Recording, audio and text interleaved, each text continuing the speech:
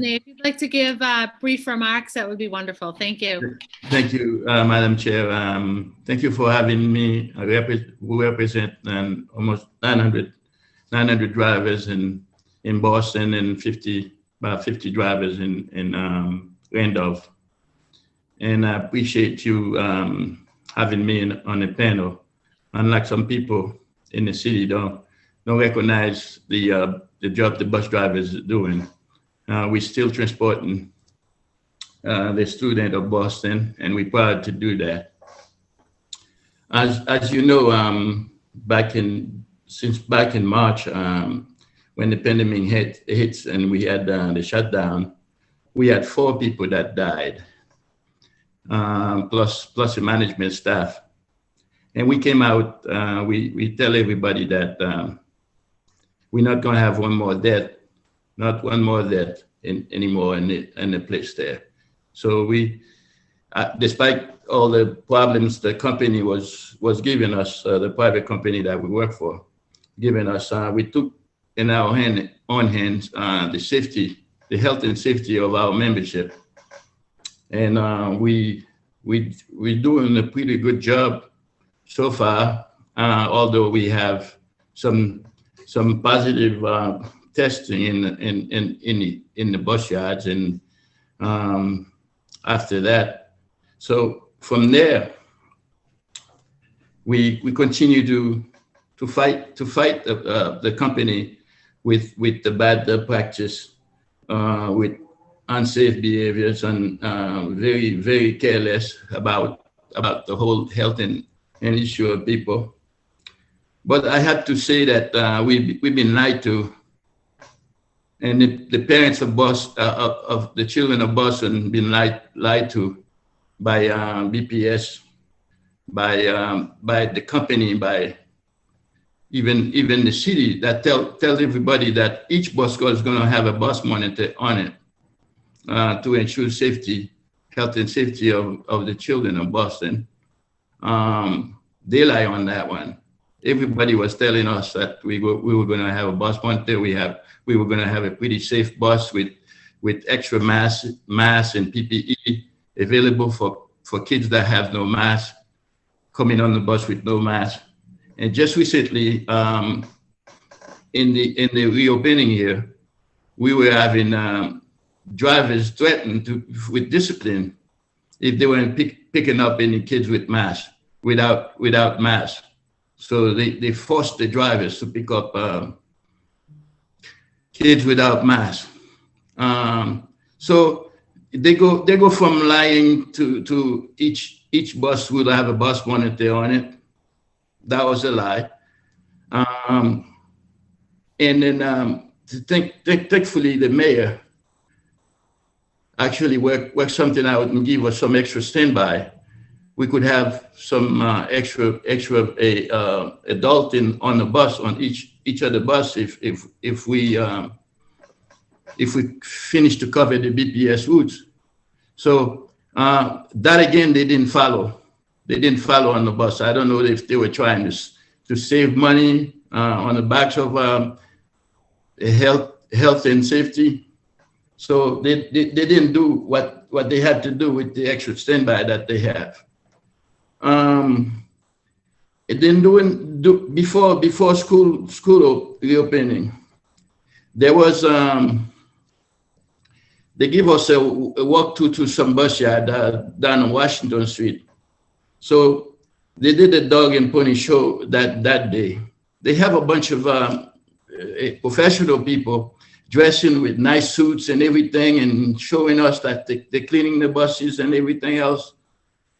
When school started, all these professionals disappeared. We saw a bunch of kids at the Freeport yard and at the Washington Street yard, except for maybe Reedville that had some professionals still that showing up. But other than that, it's a bunch of kids with little crate running behind them with little towels in them and squirt bottles, filling those buses with a bunch of mist on top and not wiping it down or nothing like that. So it's a bunch of lies, very careless company.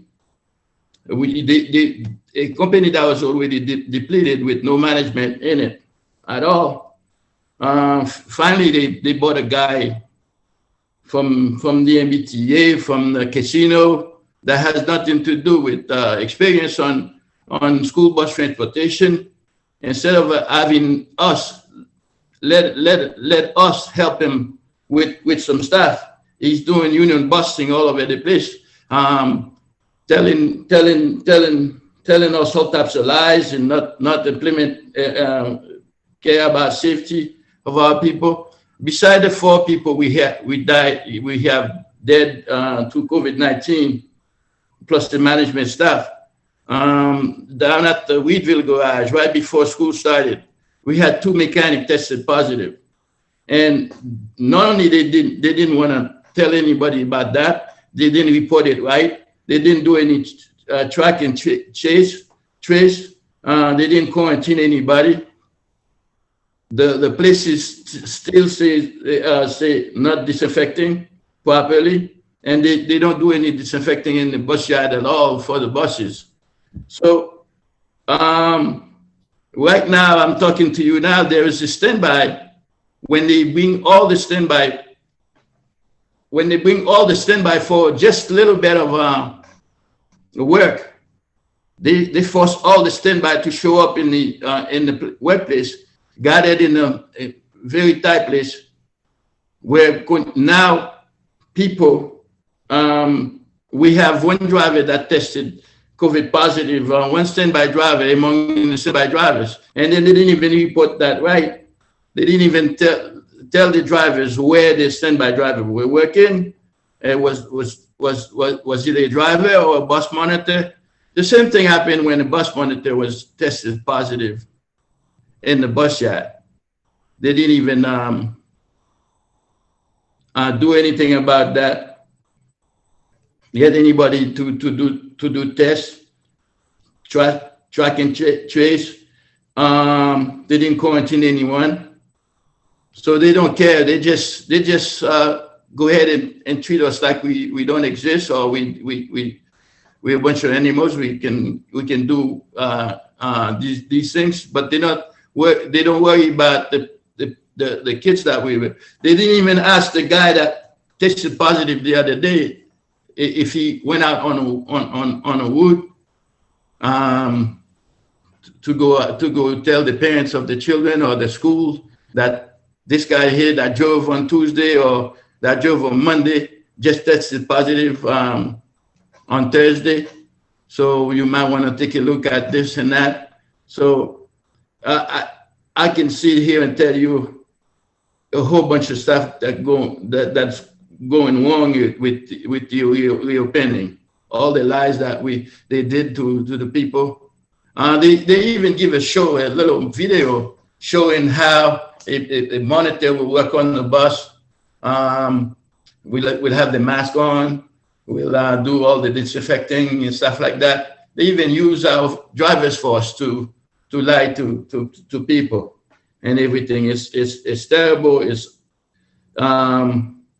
right now we need those monitors to be a second set of adults on the bus to continue to implement health and safety for the people. We can't continue like that. If you're talking about reopening school, you really have to take a look at the job you do with the bus drivers and the bus monitors and then the bus yard as a whole, the disinfecting and everything else.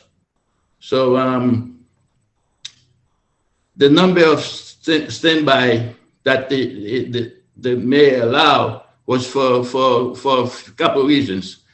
Not only to use extra ones as a bus monitor, because we realized after a while there was not enough bus monitor for sure. And then they were telling people that if you don't have a bus that requires a bus monitor, you have to go pick up children like that. And a bus driver, they know all too well, a bus driver cannot be a bus driver and a bus monitor at the same time. For the kids that have challenged special needs, that will get off the seat walk around and take their mask off. And we had a whole bunch of problems like that.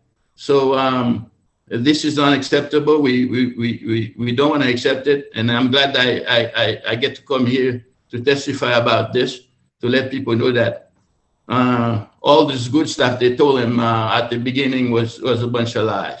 And none of it happening. Besides giving the drivers a bad bid, real bad bid with a bunch of errors, bunch of mistakes in it, telling you your start date is this much, and then it's November 2nd, your start date is November 16th, and then they calling everybody to come in to get COVID, to put you at risk. It's very bad what they're doing, and then it's unacceptable.